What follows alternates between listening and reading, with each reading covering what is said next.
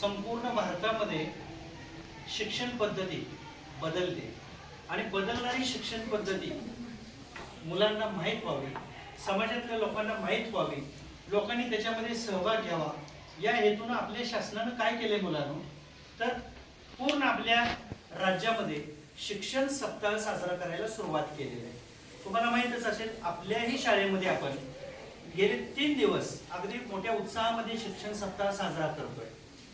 मुलांना शिक्षणाबद्दलची ओढ आणखी चांगल्या पद्धतीने निर्माण व्हावी, शिक्षणाचं आकर्षण निर्माण व्हावं, त्यांच्यामध्ये असणारे वेगवेगळे कलागुण, त्या कलागुणांना वाव मिळावा, नवनिर्मिती त्यांच्यामधली आपल्याला दिसून यावी, यासाठी शासनाचा हा खटाटोप आहे. तुम्ही सगळेजण चांगल्या पद्धतीने त्या सहभागी होत आहात. आज 4था दिवस आहे या शिक्षण सप्ताहाचा आणि आजचा 4था दिवस आपल्याला साजरा करायचा आहे सांस्कृतिक कार्यक्रमाच्या निमित्तानं. सकाळपासून आपण वेगवेगळ्या वर्गात आपल्या वर्गवार आपण सांस्कृतिक कार्यक्रम साजरा केलेलाच आहे.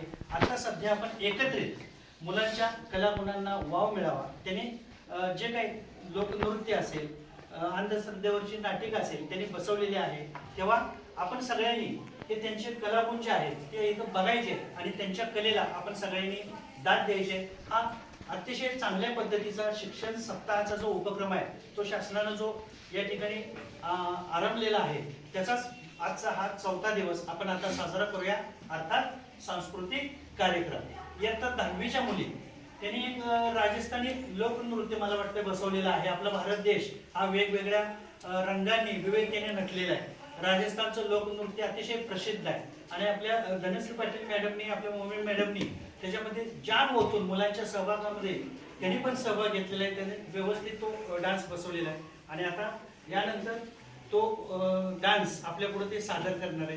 तेव्हा शिक्षण सप्ताहाचा हा सांस्कृतिक कार्यक्रमाचा आजची जे कार्यक्रमाची सुरुवात तुमच्या जोरदार टाळ्याने आता जोरदार झाली पाहिजे. ठीक आहे, तेव्हा आता आपण सगळेजण उत्सुक आहात सांस्कृतिक कार्यक्रम बघायला. ठीक आहे, 10वीच्या मुलींनी आता बाहेरून 1, 2, 3 म्हटल्यानंतर तुमची एंट्री आणि काय असेल ते नृत्य आपण सादर करायचं.